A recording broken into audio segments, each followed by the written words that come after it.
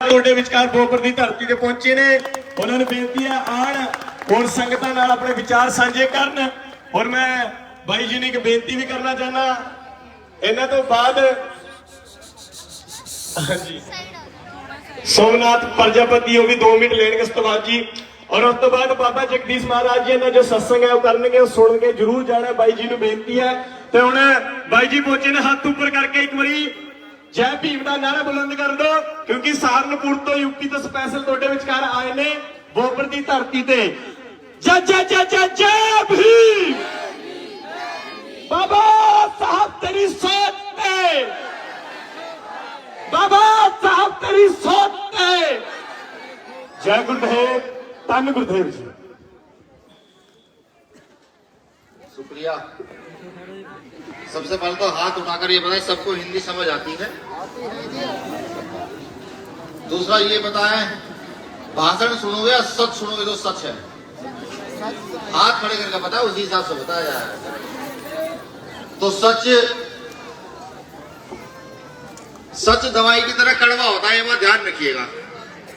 सच बुरा लगता है, क्योंकि जब समाज के विषय में बोलना शुरू करूंगा, सच बोलूंगा तो आप कहोगे यार ये आदमी कहां से आ गया, ये घर में लड़ाई कराएगा। लेकिन सच सच होता है। चलिए,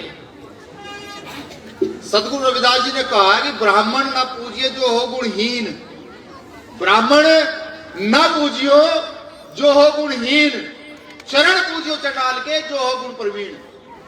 इसका सीधा सीधा मतलब यह है कि सदगुरु रविदास जी महाराज अब से 650-700 साल पहले हमें समझा रहे हैं कि गलत आदमी के पैरों में नहीं जाना, गलत व्यक्ति के पास नहीं जाना, चाहे वो कितना बड़ा ब्राह्मण हो, कितना पैसे वाला हो।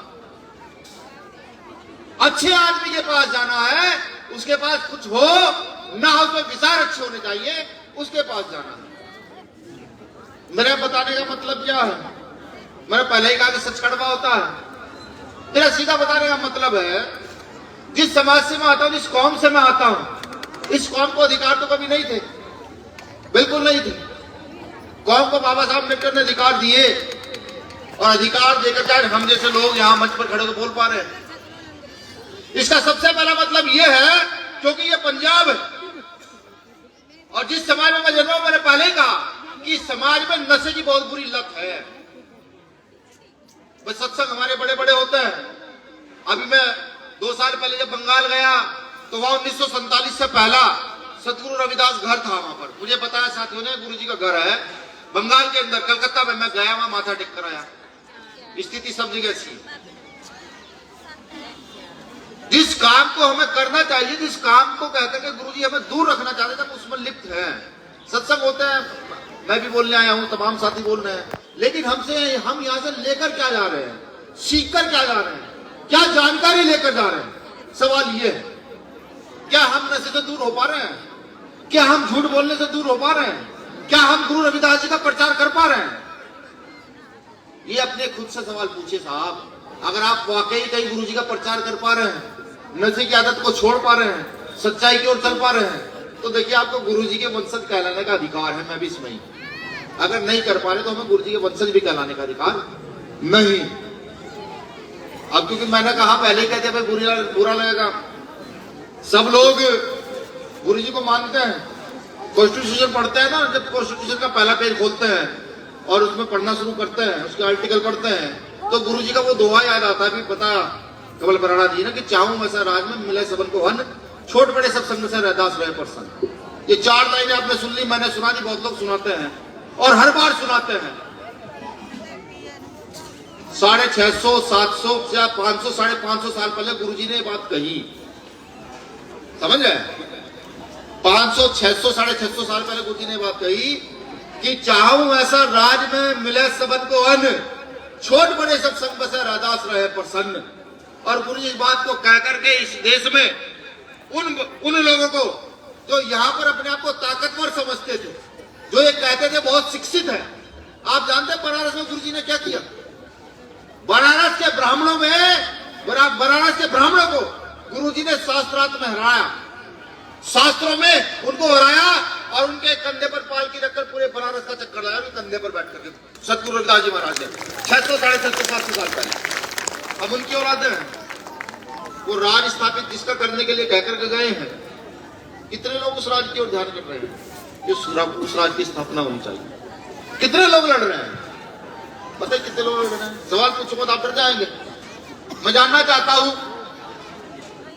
अभी बहुत सारे बलात्कार हत्याएं हो रही है, संगरूर के कितने साथी ऐसे जिन्होंने सड़क पर निकलकर आंदोलन किए, आवाज उठाई, भाई ऐसा होगा तो हम नहीं मानेंगे, हम पंजाब के लोग मजबूत लोग हैं, पंजाब बंद करना शुरू कर देंगे तो दिल्ली तक बंद कर देंगे, आवाज नहीं उठाई।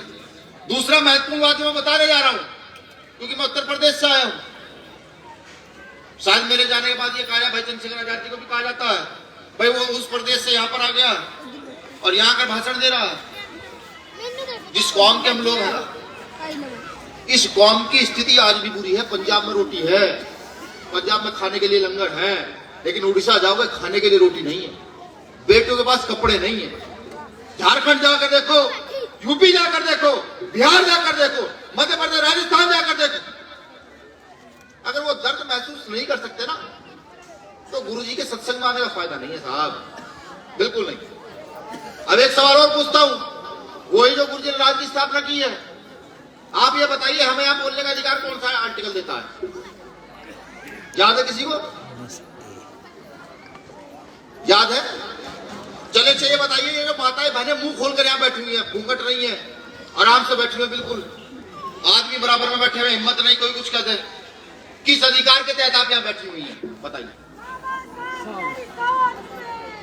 नहीं नहीं नहीं, रुक जा बहन, रुक जा। किस अधिकार के तहत यहाँ पर बैठी हुई हैं आप लोग जानती है? मेरी बहनों, पढ़ना शुरू करो, सतगुरु रविदास जी को पढ़ना शुरू करो, उसके बाद संविधान पढ़ो तो पता लग जाएगा। जो सतगुरु रविदास जी कहकर गए ना, बाबा साहब अम्बेडकर ने संविधान में लिख दिया। हिंदू कोड बिल पढ़ो, पता लगेगा तुम कौन हो, क्या हो, कैसे हो। पढ़ो हिंदू कोड बिल।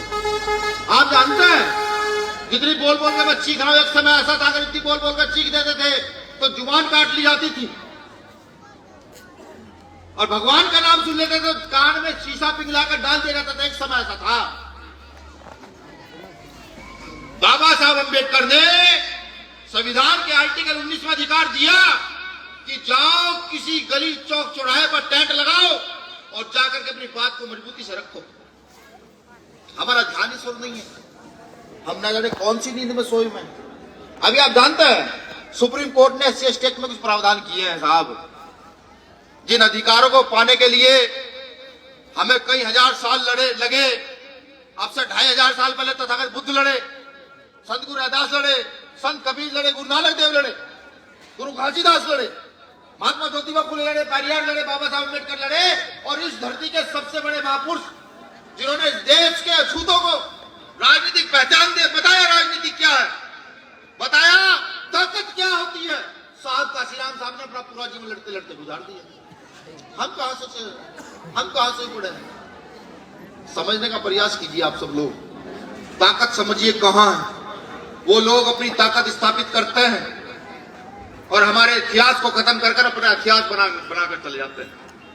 आप मुझे बात बताइए कि अगर यहाँ बलबीर कट्टा जी जो प्रधान है यहाँ के, ये सड़क पर आंदोलन करते रहे, लगातार जेल जाते रहे, क्या किसी को नौकरी दे पाएंगे? जितना बड़ा बजट यहाँ सतगुरु के गुरु घरों के नाम पर आता, तो उस बजट में इनको हिस्सेदारी करवाएंगे? नहीं। ये हिस्सेदारी तब होगी जब आप इनको राजनीतिक ताकत देंगे, और ये राजनीति नहीं है, ये भी मैं पहले बता दूं। जब आप इनको राजनीतिक ताकत देंगे तो ये एक सिग्नेचर से ना जाने कितने लोगों को नौकरी दे सकते हैं। एक सिग्नेचर से गुरु रविदास जी के शोध संस्थान इस देश में बनाए जा सकते हैं। कितने पीएचडी लोग हैं बताइए? आप लोग बैठे हैं यहाँ पर, अपनी यार दोस्त रिश्तेदार जहां तक आपकी जान पहचान है, फोन घुमाइए, आज रात को जाकर फोन घुमाइएगा, पता कीजिए कितने लोगों ने गुरु रविदास जी पर पीएचडी की है साहब। मुश्किल से कोई 0.1% मिलेगा व्यक्ति जो गुरु रविदास जी में पीएचडी कर रहा होगा। कहां है? किस दुनिया में? कहां सो रहे हैं जिन पर हमें पीएचडी करनी चाहिए? हमारा ध्यान नहीं है। वो चीजें मिलेंगी कहां से? वो होगा कहां से? वो होगा सरकार में हिस्सेदारी से, आपके वोट से, आपकी ताकत से। जब आपका कोई ताकतवर व्यक्ति वहां बैठा होगा जो वाकई ये कहता है कि मैं अनुयायी हूं, मैं हूं अनुयायी, जब जाके गुरु रविदास जी के 100 संस्थान होंगे, जब गुरु नानक देव जी के 100 संस्थान होंगे इस देश के अंदर। आज इस देश को आडंबर का देश बना दिया गया। कितने लोग मर रहे हैं, कितने लोग मर रहे हैं। ये जो यहाँ संत यहाँ बैठे हुए, मैं तो शुक्रिया अदा करता हूँ संतों का कि इतनी परेशानी के बाद, मुसीबत के बाद, सुविधाएं ना होने के बावजूद भी ये लगातार आपकी घर घर आकर के प्रचार करने का काम कर रहे हैं, हमें सुधारने का काम कर रहे हैं। मैं तो झुक कर नमन करता हूँ सभी संतों महापुरुषों को। ये बातें कड़वी हो सकती हैं, लेकिन जीवन जीने का आधार तो यही है।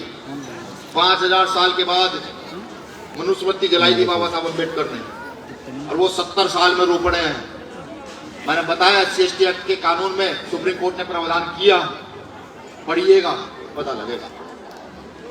कड़वा इसलिए बोलते हैं क्योंकि जानते हैं कोई कुछ नहीं कर सकता। अगर आप में से 20 लोगों की बात जो मैंने कही वो समझ आ गई तो मैं लिख कर देता हूं, अगली बार पंजाब और हरियाणा में आपकी हिस्सेदारियों को जो आप चाहोगे सबसे पहले वो होगा साहब। ये खड़ा आपके सामने, ये बेटा है इसी कौम का, मेरी की तरह से मैं बेटा हूं ना, ये भी बेटा। इसने कष्ट झेल करके ऐसा हासिल किया, हर आदमी नहीं कर सकता।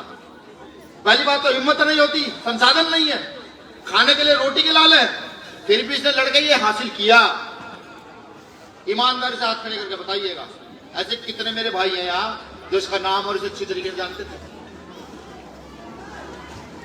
ये देखिए, ये दुख है, ये दर्द है जो हम लोग अंदर महसूस करते हैं अपने, कि एक व्यक्ति इतनी मेहनत करके यहाँ खड़ा होता है और समाज में अब तक उसकी पहचान नहीं हो पा रही।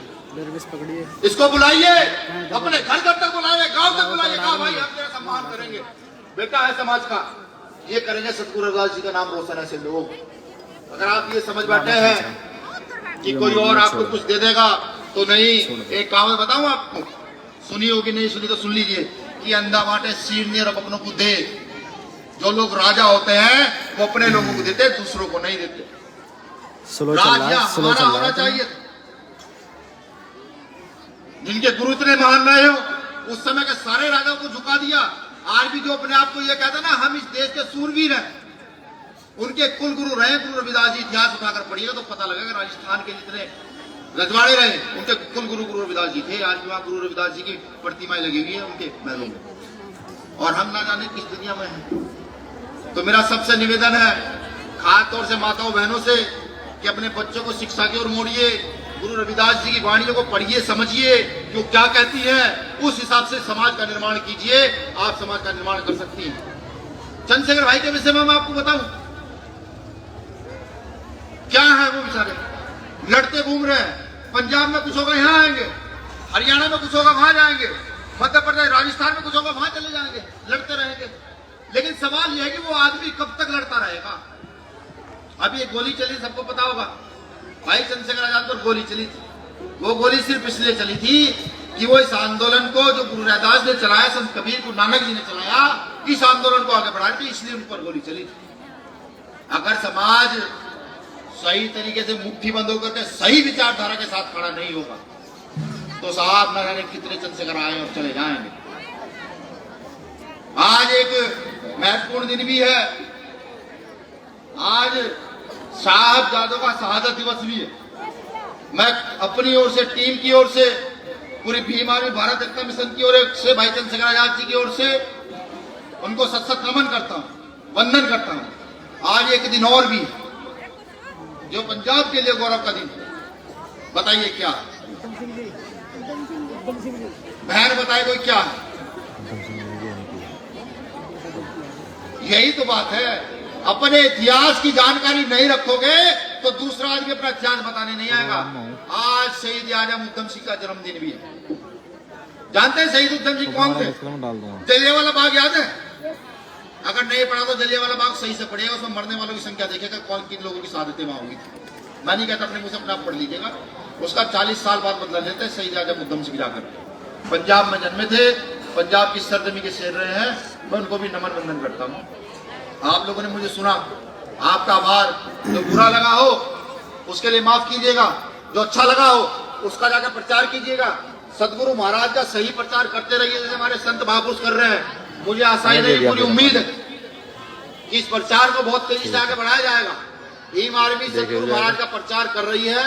मैं जिस देश प्रदेश में जाता हूँ, अभी मैं उड़ीसा गया था 1.5-2 साल पहले, वहां गुरु महाराज के अनुयायी मिले, वहां भी ये भाषण दिया कि गुरु महाराज ये कहते थे। फिर मैं वहां गया केरला, वहां मिले, वहां भी ये भाषण दिया। जिस प्रदेश में जाता हूँ वहां जाकर के इस बात जरूर बताता हूँ, गुरु महाराज ऐसा राज में स्थापित करना चाहते थे। गुरु महाराज के वंशजों का काम है इस राज को स्थापित करना। अब कैसे करना है आप तय कीजिए। मैं तो बालक हूँ, मैं तो बच्चा हूँ, सीख रहा हूँ। बुजुर्ग आप दिशा तय करें करना क्या है। चंद्रशेखर आजाद के कंधे को मजबूत करना है या उनके कंधे को मजबूत करना है जो सिर्फ एसी के कमरों में बैठकर वोट दे सकते हैं। शुक्रिया, धन्यवाद। यहाँ के आयोजक कमेटी का, सभी संतों का आभार, सभी संगत का आभार। चंद लाइनों से अपनी बात खत्म करूंगा। साथियों, हम तो फकीरी मिजाज रखते हैं, अपनी ठोकरों में ताज रखते हैं।